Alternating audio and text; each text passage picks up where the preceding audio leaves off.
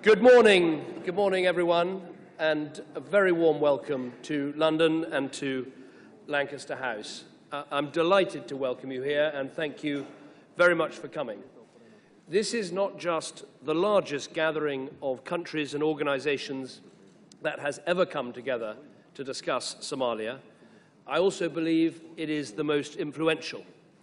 We have leading figures from governments in every continent of the world. We have leading organizations from the African Union and the European Union to the Organization of Islamic Cooperation and, of course, the United Nations.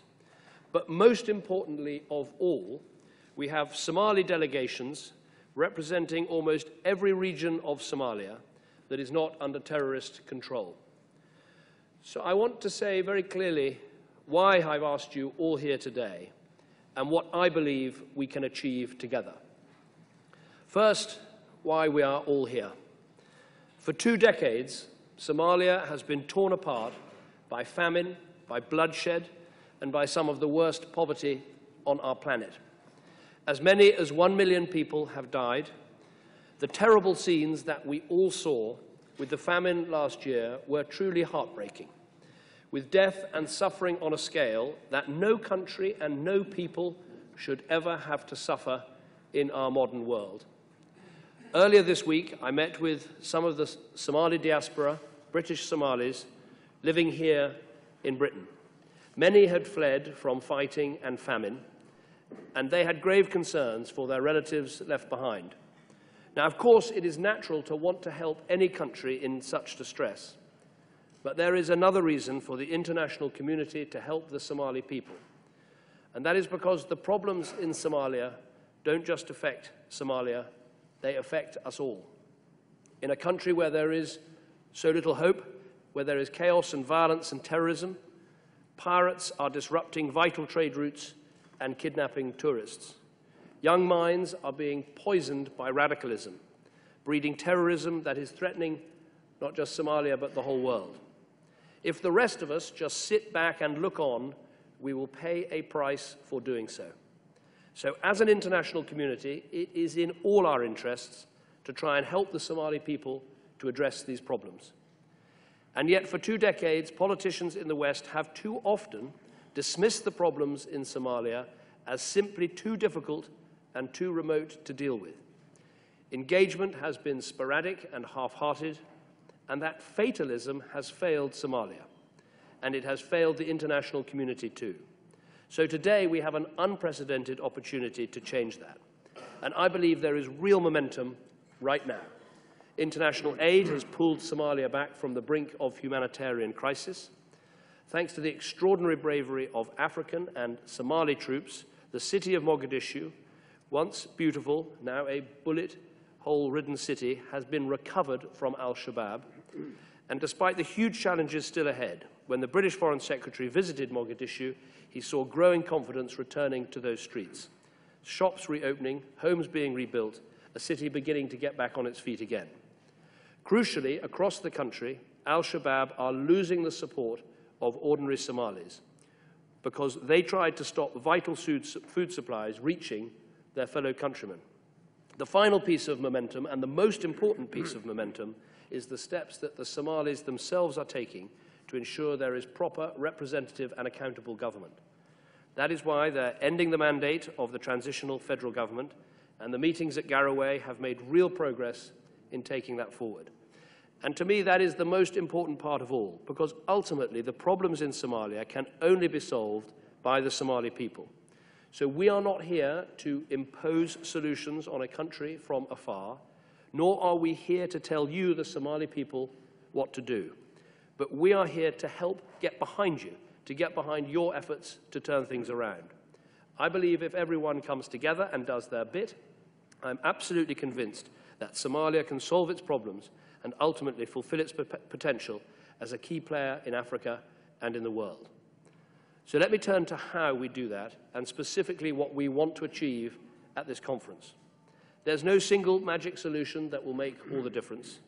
It is about the patient work of helping the Somali people to rebuild their country from the bottom up. Now, to me, that means 3 things. First, helping to build security through a strengthened African Union peacekeeping operation. Second, getting humanitarian aid and development support where it is needed. And third, ensuring that Somali efforts to create a representative government are backed by real international commitment.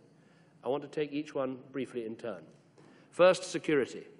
I want to see an African Union mission that has the resources to put al-Shabaab permanently into retreat, and that also takes seriously its responsibility to protect civilians.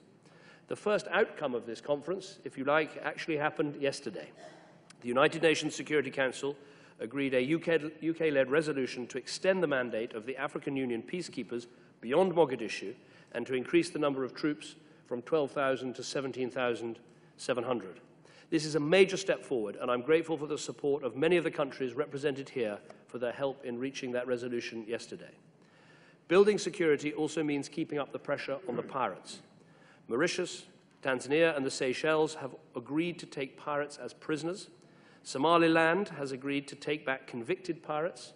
The United Arab Emirates have provided $15 million to strengthen the Seychelles Coast Guard. Denmark and Japan are also major bilateral donors, with Japan leading work to improve information sharing throughout the region on maritime safety and security. And vitally, the UK and the Netherlands are supporting the Seychelles to establish a regional centre for coordinating intelligence and pursuing the leaders and the financiers of piracy. I was delighted yesterday to sign the UK's agreement with President Michel of the Seychelles yesterday. So we want to build on these efforts today with further agreements for the trial and detention of pirates. Let's create an international task force on ransoms, and let us set the ultimate ambition of stopping these payments, because ultimately we must ensure that crime does not pay. Second, the humanitarian aid and development support. Now, aid has helped save the lives of 750,000 people affected by famine last year. It has fed 2.6 million people across Somalia and provided emergency assistance to many more. I'm proud the British government has been the second largest bilateral aid donor, and the British people themselves have made a big contribution. But while the famine may be technically over in Somalia, there are still 2.3 million people in urgent need of emergency assistance. Somalia's recovery is in a very fragile state. So it's critical that greater security leads to more humanitarian aid getting through to those who need it, and also that we provide more support to those who fled Somalia for Kenya and Ethiopia, and who are also in desperate need of further help. Britain is today providing a further £51 million over 3 years for refugees in Kenya and in Ethiopia. But it's not enough just to give emergency aid. We need to help Somalis get back on their feet. What matters most to ordinary Somalis is what matters to all of us: finding a job, supporting our families, making sure their children are properly fed and educated. This means providing them with long-term agricultural development assistance that will not only help them survive the lean season, but actually put themselves and their families on the path to sustainability and self-sufficiency. And it means bringing in new resources to promote stability and prosperity in all parts of Somalia.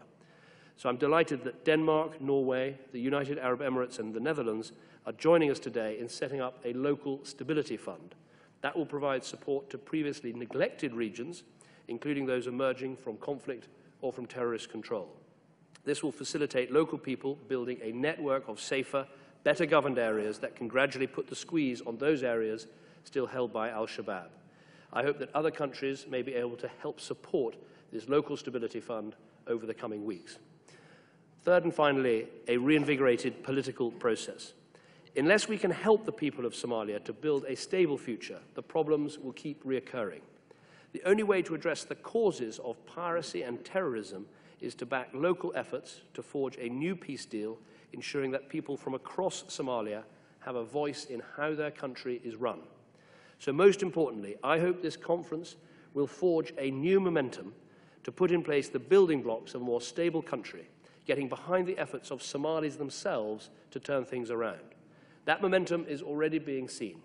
Just last week, a second meeting in Garowe produced a major step forward towards replacing the transitional federal institutions when their mandate ends in August.